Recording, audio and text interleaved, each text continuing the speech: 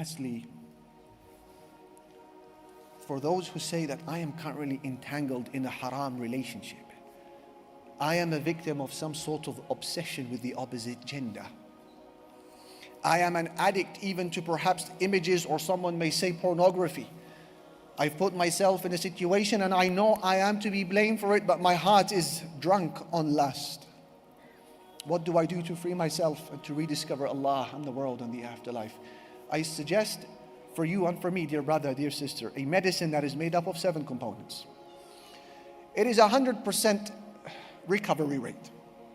For those who are sincere and for those who are persistent in applying these 7 components. Take note of them, use your phones if you need to. The first component of this medicine to bring yourself out of desire and into the expanse of Islam and Iman, the first component is the lowering of the gaze. Nothing comes before this. كل الحوادث مبدأها من النظر ومعظم النار من مستصغر الشرر. Ibn al-Qayyim, he says, every calamity begins with the glance, and most wildfires begin with a spark. La ilaha illallah.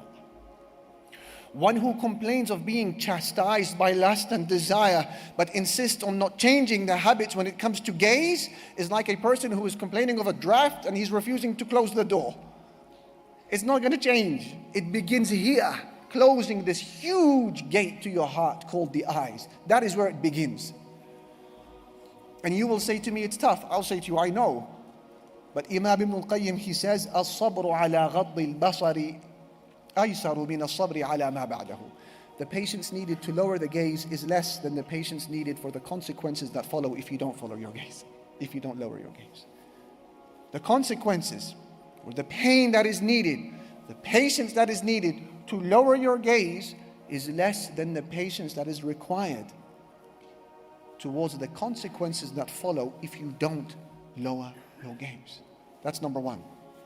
Component number 2 of this medicine, marriage.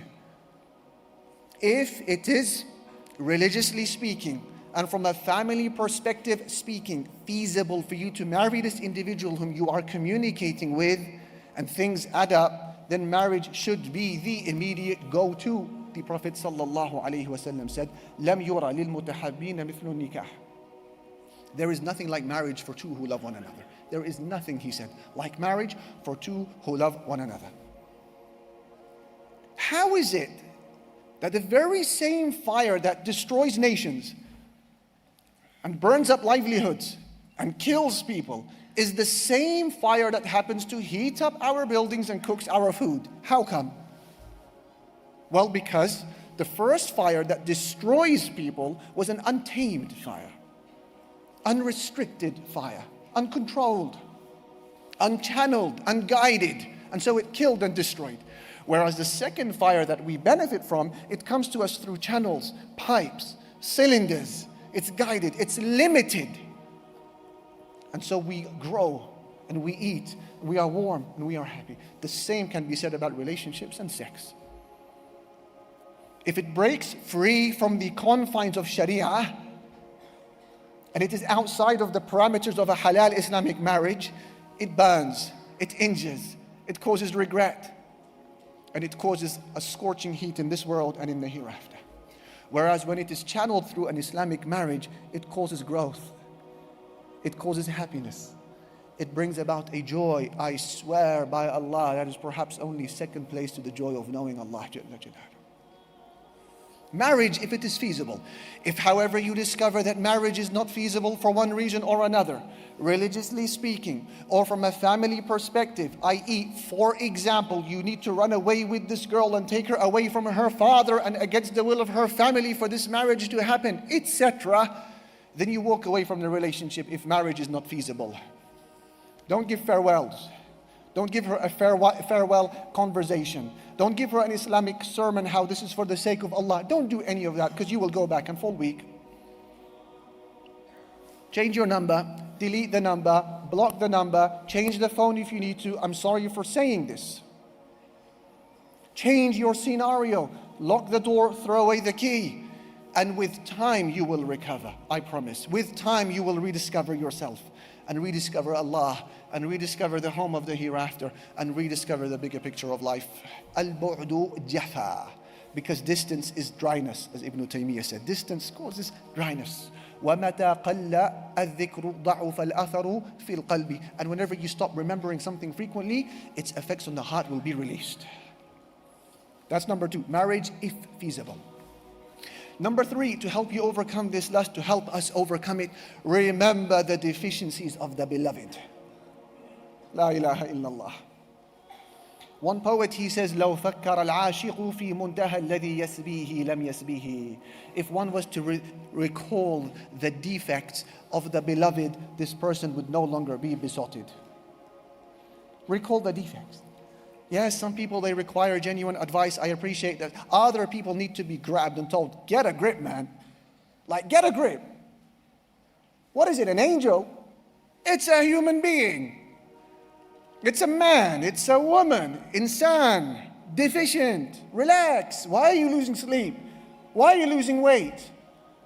It's a human being. Just in case you forgot, this person belches, burps, defecates, I'm sorry to say, urinates, vomits, menstruates. This person has bodily hair in all sorts of interesting places. This person has a horrible body odor if it's not controlled through baths and showering and perfumes. This person has all sorts of disgusting habits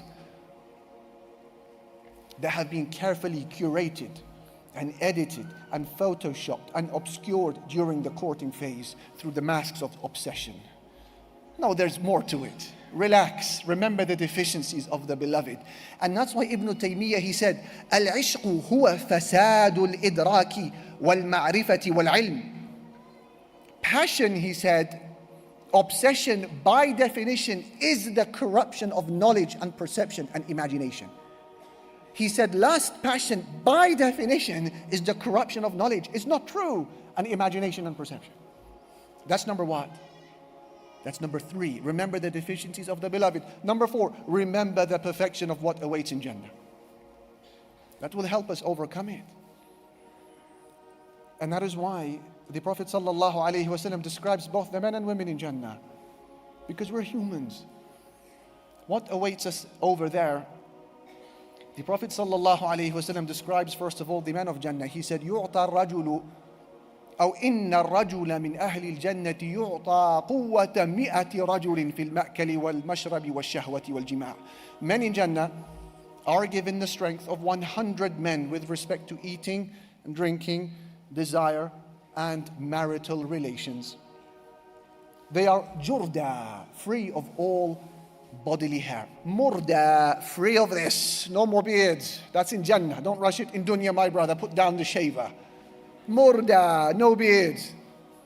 He is akhal, his eyes are anointed with kuhul, filled with vitality and strength and vibrancy and energy and excitement. These are the men of Jannah created in the form of our father Adam alayhi salatu wassalam. La ilaha illallah. As for the women of Jannah, the Prophet sallallahu alayhi wasallam said, لو أن امرأة من أهل الجنة طلعت إلى أهل الأرض لأضاءت ما بينهما ولملأته ريحا ولنصيفها على رأسها خير من الدنيا وما فيها. If a woman from paradise was to overlook into the people of this world, the beauty of her face would illuminate everything between the heavens and the earth, and she would fill it with her beautiful scent. That's a glance. And then he said the garment that she wears on her head for beauty is better than the world and everything within it. If that is the garment on her head, then what about the beauty and the splendor and perfection of the individual beneath it? Remember the perfection of what awaits in Jannah. Number 4. Number 5 of this medicine. Realize that Allah Jalla Jalaluhu will not leave you empty-handed when you make the decision to walk away.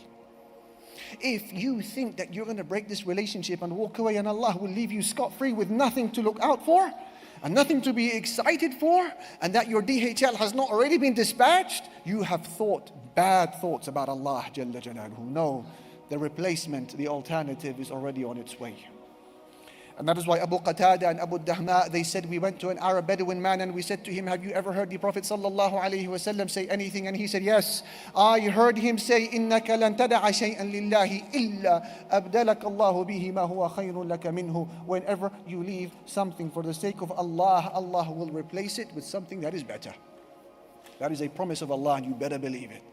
Number 6, before I conclude with the 7th, fill your life with life and afterlife defining activity.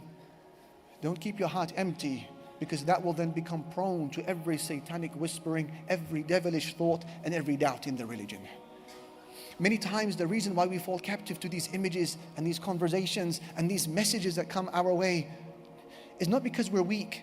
It's because our hearts are empty. There is nothing there. So anything can settle. The poet, he said, أتاني هواها قبل أن أعرف الهوى فصادف قلبا خاليا فتمكنا. Her love came to me before I knew what love was, but it met an empty heart, and so it resided, an empty heart. Brothers, they ask, how is it that we have so few narrations that deal with hormonal youth? How to address our children who are now teenagers and they're looking to the opposite gender? How come the hadith does not speak much about this age range? I say to you, because the Prophet sallallahu alaihi wasallam did not deal with it verbally. He dealt with it practically by giving those young men and young women projects to think about. So they were not going to be slowed down by no petty appetite in haram. Abdullah ibn Abbas, young man, you are responsible for tafsir. Abu Hurairah, young man, you're responsible for hadith. Khalid ibn Walid, you pick up the sword, jihad is your position. Usama ibn Zayd, 17, 18-year-old, no problem, you lead an army against the Roman Empire. Ja'far, you make your way to Abyssinia, give da'wah. Mus'ab, you go to Yathrib, Medina, give da'wah. Mu'adh ibn Jabal, you go to Yemen, give da'wah. Allahu Akbar. He activated within them a sense of purpose, a goal, a vision. What is your vision in life? And that became such a powerful light that it obscured every other appetite and haram. They refused to be slowed down by the impermissible. Number 7, and I conclude with this. Call upon Allah for help.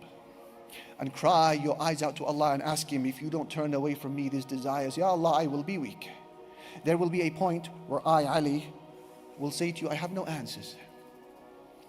Mufti Menk, Umar Sulaiman, Bilal Asad, and others, there will be a point when they say, we don't have answers for you. But guess what? We'll signpost you to someone who does. He is there, Allah fi sama, in the heavens. Make dua. And that is why Yusuf alayhi salam, what did he do? When they conspired against him, the women, he raised his hands and he said, وَإِلَّا تَصْرِفْ عَنِّي كَيْدَهُنْ أَصْبُ إِلَيْهِنَّ وَأَكُمْ مِنَ الْجَاهِلِينَ. My Lord, if you don't turn away from me, they're plotting, I will become weak, and then I will be from the ignorant ones. What was the answer? What was the outcome? فَاسْتَجَابَ لَهُ رَبُّهُ. So his Lord responded to him. فَصَرَفَ عَنْهُ كَيْدَهُنْ. And he averted from him their plotting. إِنَّهُ هُوَ السَّمِيعُ الْعَلِيمُ. He is the hearing and He is the knowing. In conclusion, dear brothers and sisters, man by his nature, he has a tendency to look for happiness where it is easiest to search for it, not where it is actually found.